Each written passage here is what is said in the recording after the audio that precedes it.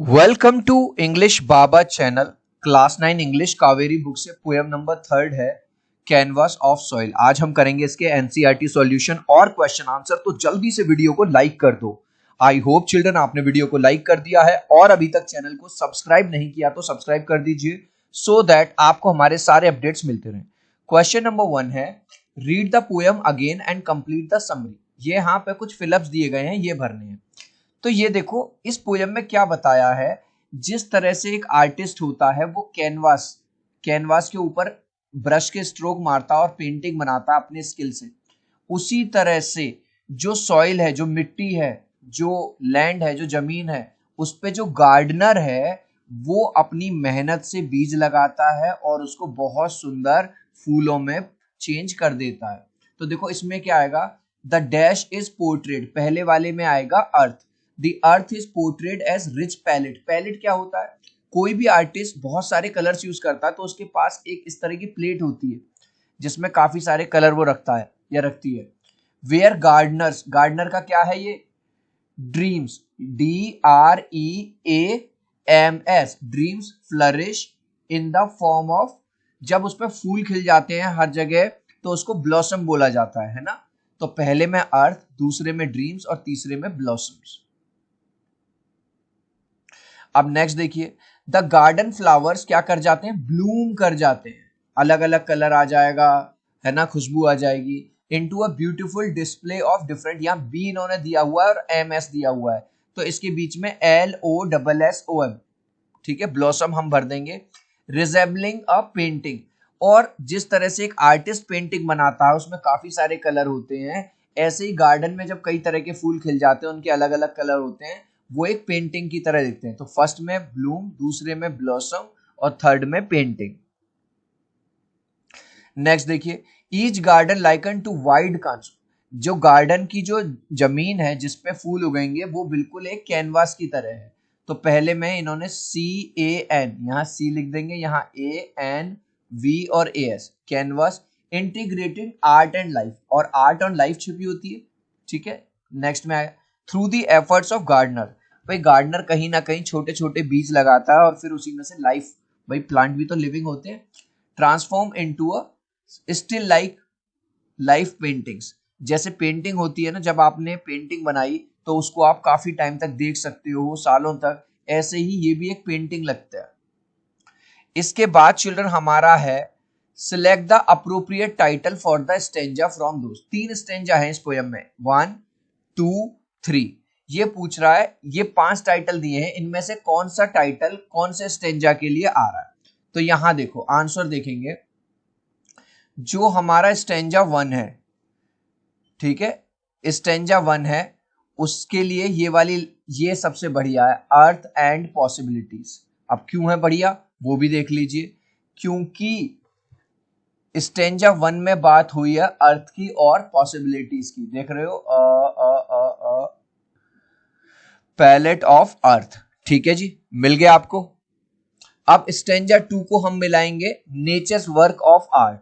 अब देखो स्टेंजा 2 में बात हुई है नेचर के वर्क की, मॉर्निंग लाइट, ठीक है, shades of green red blue, nature आ गया नेचर, तो स्टेंजा 2। और स्टेंजा 3, ये ऑप्शन इसने हमें दिए हुए हैं ऑलरेडी, कभी आपको लगे। और स्टेंजा 3 का जो बेस्ट टाइटल रहेगा वो रहेगा गार्डन्स एज लिविंग कैनवास, क्योंकि इसके अंदर किसकी बात हुई है, कैनवास की बात हुई है, गार्डन की बात हुई है, ठीक है, ये रहा। अब है मैच द कॉलम्स, कॉलम 1 को कॉलम 2 से मिलाना है। इमेजरी, इमेजरी चिल्ड्रन क्या होता है, जब आप किसी वर्ड को पढ़ो तो इमेजेस बन जाए, ठीक है।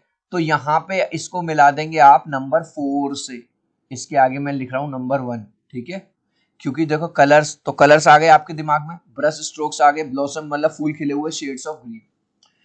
अब ये कह रहा है मेटाफर, जिसमें कंपैरिजन हुआ हो, तो नंबर 2 को मिलाएंगे आप number, garden as painting, plot as canvas, तो इसको मिला दिया आपने नंबर 6 से, इसके आगे मैं नंबर 2 लिख रहा हूं। राइम स्कीम क्या है इस पोएम की, वो है AABB, इसको मैं नंबर 3। टोन क्या है, जो टोन है वो है अप्रिशिएटिव, मतलब अप्रिशिएट कर रहा है पोएट नेचर को, ठीक है, तो इसको मिला दिया मैंने नंबर 4। अच्छा, मूड कैसा है रीडर का? जब रीडर इसे पढ़ता है तो वो जॉयफुल, अच्छा फील करता है। नंबर 5। स्पीकर कौन है? गार्डनर है। नंबर 6। और एलिट्रेशन यानी सेम साउंड का रिपीटेशन किसमें हो रहा है? इसमें हो रहा है, ब्लॉसम्स ब्लूम, बी और बी। नेक्स्ट है क्रिटिकल रिफ्लेक्शन। ठीक है, इसमें पूछा है brushes strokes of seeds planted true awaiting spring vibrant hue. अब ये कह रहा है the poet has used a metaphor in brush strokes of seeds. Metaphor ये एक फिगर ऑफ स्पीच है, इसका यूज किया है। Which option from those given below use a metaphor? इसमें से 4 ऑप्शन दिए हुए, किसमें मेटाफर का यूज हुआ है? बी ऑप्शन में हुआ है, she has a heart of gold, ये है मेटाफर। अब बात बच्चा पूछेगा ए क्यों नहीं है, सी क्यों नहीं है और डी क्यों नहीं है? देखो इसमें कह रहा है हार्ट, हार्ट, हार्ट, जो दिल है वो सुन रहा है, यानी कि इंसानों जैसी क्वालिटी दे दी, ये हो गया पर्सोनिफिकेशन, ये मेटाफर नहीं है। डांस ऑफ जॉय, हार्ट ने डांस किया, ये भी इंसान है, ये भी पर्सोनिफिकेशन है, ये भी नहीं है। वेरी काइंड हार्ट, तो उसका जो दिल है बहुत काइंड है, ये भी नहीं है। तो मेटाफर है she has a heart of gold. Complete करना है sentence appropriate. The phrase planted true is significant because it implies, क्योंकि ये इंप्लाई कर रहा है जब कोई गार्डनर अपने गार्डन को तैयार करता है तो उन बीजों को, इमेज में देखिए, बहुत ज्यादा केयरफुली प्लांट करता है। ये नहीं कि सारे बीज एक ही जगह डाल दिए, ऐसे नहीं, देख रहे हो, प्रॉपर वो स्पेस देता है, क्योंकि कल को जब यहां से प्लांट निकलेगा तो उसको भी स्पेस चाहिए और प्रॉपर एक रो बन जाए अच्छी सी।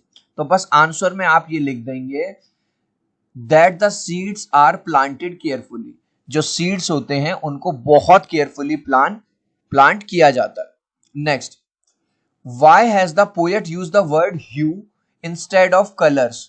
अब ये कहला है कलर वर्ड की जगह जो पोएट ने ह्यू वर्ड का यूज क्यों किया? ह्यू वर्ड का यूज इसलिए किया है क्योंकि वो राइम स्कीम, जैसे डीप को डीप मिल गया सीप से, डीप सीप, ट्रू ह्यू, तो यानी कि ये राइम स्कीम को पूरा कर रहा है। अगर वो ट्रू के बाद यहां कलर लिख देगा तो सिस्टम बिगड़ जाएगा, राइम स्कीम बिगड़ जाएगी।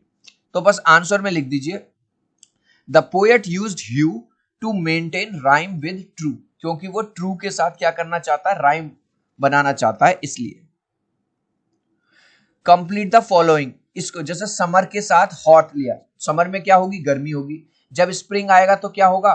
वाइब्रेंट, यहां लिख देंगे VIBRANT, क्योंकि स्प्रिंग में क्या होता है? हर तरफ फूल खिल जाएंगे और उनकी खुशबू फैल जाएगी, तो पूरा जो वो है एनवायरनमेंट बड़ा वाइब्रेंट लगेगा, कलरफुल लगेगा। अब ये कह रहा है इसमें नेक्स्ट क्वेश्चन में आपको असर्शन और रीजन दिया गया है, बताना है सही ऑप्शन क्या है। गार्डनर्स वेट फॉर स्प्रिंग, भाई गार्डनर वेट करेंगे स्प्रिंग आ जाए कि जल्दी से मेरे फूल खिल जाएं जो मैंने मेहनत करी है, बिल्कुल सही बात है। Gardens are worth painting in spring, और स्प्रिंग में जो गार्डन्स होते हैं वो इतने सुंदर लगते हैं कि उनकी पेंटिंग की तरह लगते हैं, या उनकी पेंटिंग बना ली जाए। तो चिल्ड्रन दोनों ही बातें बिल्कुल सही हैं, तो राइट ऑप्शन है both A and R true, and R is the correct explanation of A. अब ये जो नेक्स्ट क्वेश्चन है इसके अंदर 2 क्वेश्चन है, 1 और 2, एक एक करके करेंगे। क्वेश्चन नंबर 1 है each plot a canvas wide where art and life coincide, what does each plot refer to? हर प्लॉट क्या रेफर करता है इस exact? Each plot refers to each piece section of a garden land. Children अगर आपने कोई garden देखा हुआ तो ऐसा नहीं है कि पूरा गार्डन बिल्कुल एक जैसा है, एक सेक्शन में यहाँ पे अलग तरह के फूल लग रहे हैं, यहाँ येलो लग रहे हैं, यहाँ रेड लग रहे हैं, यहाँ ग्रीन लग रही है, फिर यहाँ से लेन जा रही है, जैसे यहाँ पे आपको दिख रहा है, यहाँ व्हाइट लग रहे हैं, यहाँ पिंक से लग रहे हैं, यहाँ पर्पल से लग रहे हैं। तो ईच प्लॉट रेफर करता है ईच पीस, ये एक अलग पीस है, ये एक अलग पीस है, ये एक अलग टुकड़ा है, ये एक अलग सेक्शन है गार्डन का। अब ये कह रहा है select which option imitates the rhyme scheme, को कौन फॉलो कर रहा है? Beautiful and clear, laughter and cheer, और दूसरे में कह रहा है beautiful and clear, laughter and tears. अब यहां पे देखो इसमें रोने की बात आई है, टीयर्स, जबकि पूरी पोयम में रोने की कहीं पे भी बात नहीं आई, पूरी पोयम में चीयरफुल बात आई है, क्लियर बात आई है, ब्यूटीफुल। तो राइट ऑप्शन होगा हमारा A. Select the line from the extract that conveys that gardening blends aesthetic beauty. Poem में कौन सी ऐसी लाइन आई है जिससे ये पता चलता है गार्डनिंग से एस्थेटिक ब्यूटी और ज्यादा बढ़ जाती है? तो बस ये एक लाइन लिख देंगे, where art and life coincide. Complete करना है following sentence. The plot is likened to canvas suggest that. जो जमीन है वो बिल्कुल एक कैनवास की तरह है। वो क्या सजेस्ट करती है? A garden is like painted created by gardener. भाई जिस तरह से एक आर्टिस्ट अपनी आर्ट को तैयार करता है, धीरे धीरे उसमें रंग भरता है, ब्रश के स्ट्रोक लगाता है, ऐसे ही जो गार्डनर है वो भी उस जमीन को एक पेंटिंग की तरह तैयार करता है। जैसे आर्टिस्ट की मेहनत लगती है ऐसे ही गार्डनर की मेहनत लगती है। वो उसमें धीरे धीरे बीज लगाता है, पानी देता है और फिर उसका वेट करता है और तब जाके स्प्रिंग में उसको उसका रिजल्ट मिलता है। Why has the poet most likely used the word wide instead of long? अब यहां पर देखो वाइड वर्ड का यूज क्यों किया है, फिर से वही आंसर है, क्योंकि वाइड और कंसाइड क्या हो रहे हैं, एक दूसरे से राइम कर रहे हैं। अगर वो लॉन्ग वर्ड का यूज कर देता तो राइमिंग स्कीम बिगड़ जाती। तो आंसर लिखेंगे पूरा क्वेश्चन से, the poet most likely use the word wide instead of long, पूरा क्वेश्चन से लिखा to maintain rhyme scheme. Rhyme scheme को मेंटेन करने के लिए पोएट ने ऐसा किया है। गाइस अगर वीडियो अच्छा लग रहा है, वीडियो से वैल्यू मिल रही है, तो यार आपके एक लाइक करने से आपका कुछ नहीं जाएगा, मुझे बहुत मोटिवेशन मिलता है। 3 तक काउंट करूंगा चिल्ड्रन, वीडियो को लाइक कर देना। 1 2 3। आई होप चिल्ड्रन आपने वीडियो को लाइक कर दिया है, चैनल को सब्सक्राइब कर दिया है। चिल्ड्रन क्लास 9th में आ गए हो, हर सब्जेक्ट में 20 मार्क्स के एमसीक्यू आएंगे। आपको जान के खुशी होगी इंग्लिश बाबा का जो एमसीक्यू चैनल है उस पर 2,30,000 से ज्यादा सब्सक्राइबर हो गए हैं। इस तरह का लोगो है। आज ही इंग्लिश बाबा के साथ साथ एमसीक्यू चैनल को भी सब्सक्राइब कर लीजिए, लिंक मैंने डिस्क्रिप्शन में दे दिया है। अब है गिव रीजंस। 1 2 3 4 क्वेश्चन है, इनको एक एक करके करेंगे। पहला है a painter is compare to a gardener. एक पेंटर को गार्डनर से क्यों कंपेयर किया जा रहा है? क्योंकि दोनों ही ब्यूटी को क्रिएट करते हैं। ये कैनवास पे बनाता है और ये जमीन पे। तो बस आंसर लिखेंगे बोथ क्रिएट ब्यूटी, बस। अब palette is like earth. Palette क्या होता है? किसी भी आर्टिस्ट की पेंटिंग या पेंटर की वो इस तरह की प्लेट होती है जिसमें वो कलर घोलता है।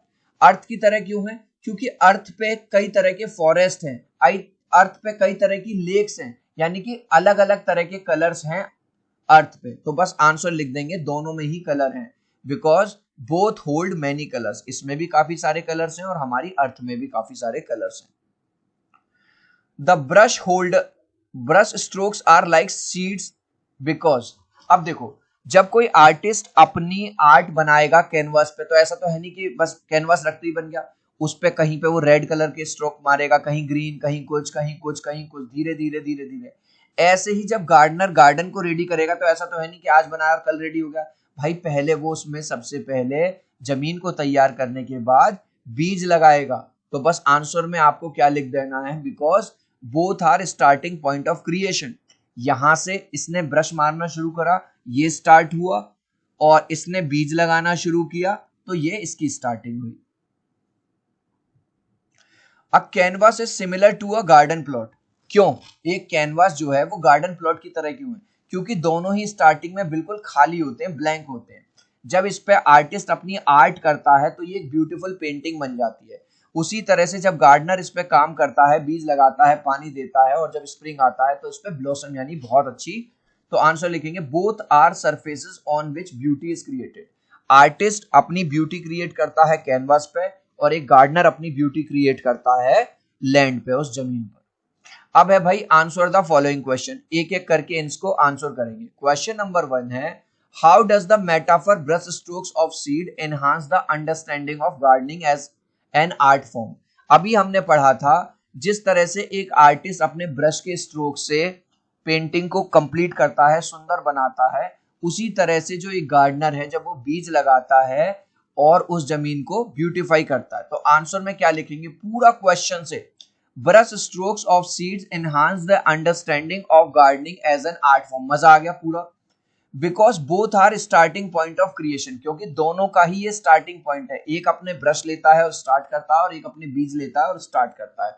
Both are done carefully. भाई ये वाला जॉब भी बड़े स्किल के साथ प्रिसाइजली किया जाता है, और ये भी अगर इसमें गलती करोगे तो ये खराब हो जाएगी, इसमें गलती करोगे तो ये खराब हो जाएगा। What can you infer about poet's perspective on the relationship between nature and creativity के बारे में जो पोएट ने बताया है, each plot a canvas wide where art and life coincide। इससे आप क्या समझते हो? The poet believes that nature and creativity work together। Poet ये कह रहा है जो नेचर है और जो क्रिएटिविटी है वो एक साथ है। भाई है कि नहीं? आप देख लो, गर्मी आ जाती है, उसके लिए हमें कोई बटन दबाना पड़ता है। सर्दी आ जाती है, क्या हम कोई बटन दबाते हैं? बारिश आ जाती है, दिन रात हो जाते हैं, सूरज देवता आ जाते हैं, फिर रात हो जाती है। तो क्रिएटिविटी और नेचर एक साथ चलते हैं। And gardening is where art and life meet. और गार्डनिंग में क्या है? आर्ट किस तरह से है? आर्ट इसलिए है क्योंकि ये काम बड़े केयरफुली किया जाता है। सारे बीज अगर एक जगह डाल दिए, जरूरत से ज्यादा पानी दे दिया, जरूरत से कम पानी दे दिया, तो सारी आर्ट खराब हो जाएगी, मतलब गार्डन नहीं बन पाएगा। Do you think the imagery in the poem successfully paints a vivid picture in the reader's mind? Children, imagery का मतलब होता है ऐसे वर्ड्स जिनको पढ़ के आपके दिमाग में एक पिक्चर बन जाए। तो हाँ बिल्कुल, जैसे ब्लॉसम्स, जैसे ही हम ब्लॉसम वर्ड पढ़ते हैं, कहीं ना कहीं फूल, रंग बिरंगे, तितलियां वगैरह, ये सब हमारे दिमाग में आने लगती है। जैसे ही हम ये वाला पढ़ते हैं, shades of green, red, blue, तो ये इमेजिनेशन बनने लगती है। तो क्या आप इस बात से अग्री हो? जब आप पोयम को पढ़ते हो तो एक इमेजरी क्रिएट होती है। हाँ बिल्कुल अग्री है। तो आंसर लिखेंगे पूरा, बस यस लिख के पूरा क्वेश्चन में से, the imagery in the poem successfully paints a vivid picture in the reader's mind because the poet uses imagery like palette. क्योंकि पोएट ने पैलेट वर्ड का यूज किया। पैलेट क्या होती है? जिसमें आर्टिस्ट अपने कलर वगैरह रखता है। कैनवास का यूज किया, ब्रश स्ट्रोक्स का यूज किया, ब्लॉसम्स का यूज किया। Support the view that poet's mention of color yellow besides red, blue and green would have lent effectively to a imagery। अब आप यहाँ पे देखो, पोएट ने ग्रीन वर्ड का यूज किया है, ग्रीन कलर, रेड और ब्लू, लेकिन येलो कलर का यूज नहीं किया। अगर वो येलो कलर और डालता तो कहीं ना कहीं और ज्यादा फायदा होता इमेजरी में। बिल्कुल सही बात है। देखो चिल्ड्रन, आप कहीं पे भी कोई गार्डन देखना, येलो कलर के फूल्स आपको दूर से ही दिख जाएंगे, बहुत ज्यादा वाइब्रेंट होंगे और बहुत ज्यादा ब्यूटी जो है और ज्यादा इंक्रीज कर देते हैं। तो आंसर में बस आप लिख दोगे यस, हाँ, yellow would have added brightness and warmth. अगर थोड़ा सा येलो कलर का और यूज कर लेते इसमें पोयम में, तो और ज्यादा ब्राइटनेस बढ़ जाती, वार्मथ बढ़ जाती पोयम की, making the picture of the garden more lively and cheerful. और गार्डन की पिक्चर भी कैसी हो जाती? और ज्यादा सुंदर और ज्यादा चीयरफुल हो जाती। Considering the line gardens become paintings still, What can you interpret about the poet's view on timelessness of nature's beauty? भाई पोएट का क्या व्यू है? पोएट ये कह रहा है जिस तरह से एक पेंटिंग चाहे वो कितनी भी पुरानी हो जाए, वो हमेशा एडमायरेबल रहती है। जैसे आपने मोनालिसा की पेंटिंग सुना होगा, ठीक है? ऐसे ही जो गार्डन की ब्यूटी है, जो नेचर की जो ब्यूटी है, उसको आप हमेशा हमेशा के लिए एडमायर कर सकते हो, वो कभी फेड नहीं होती। It suggests that nature's beauty never fades। ये सजेस्ट करता है कि प्राकृतिक जो ब्यूटी है वो कभी फेड नहीं होती। Just like painting that can be admired forever। जैसे एक आर्टिस्ट की पेंटिंग होती है, उसको हम हमेशा के लिए एडमायर कर सकते हैं, उसी तरह से नेचर की ब्यूटी है। ठीक है, जस्टिफाई द टाइटल। क्या जो टाइटल है कैनवास ऑफ सॉइल, क्या ये सही टाइटल है? The title is suitable because soil is compare to canvas. जिस तरह से आर्टिस्ट एक कैनवास के ऊपर अपनी पेंटिंग बनाता है, आर्ट बनाता है, उसी तरह से गार्डनर सॉइल के ऊपर, जमीन के ऊपर बनाता है। तो ये जो टाइटल है बिल्कुल सही है। इस लास्ट क्वेश्चन का आंसर आप मुझे दोगे कमेंट सेक्शन में, देखूंगा कितने बच्चे राइट आंसर देंगे। Which colour is not mentioned in the poem? कौन से कलर का यूज नहीं किया है पोएट ने? मैंने अभी बताया भी था, रेड का, ग्रीन का या येलो का। आप चाहो तो अपने आंसर में कमेंट में ए, बी या सी लिख देना, मैं समझ जाऊंगा। सो आई होप मेरा ये वीडियो आपको बहुत अच्छा लगा होगा। प्लीज वीडियो को लाइक कर देना, चैनल को सब्सक्राइब कर देना। अब हम मिलते हैं अगले वीडियो में। Bye bye.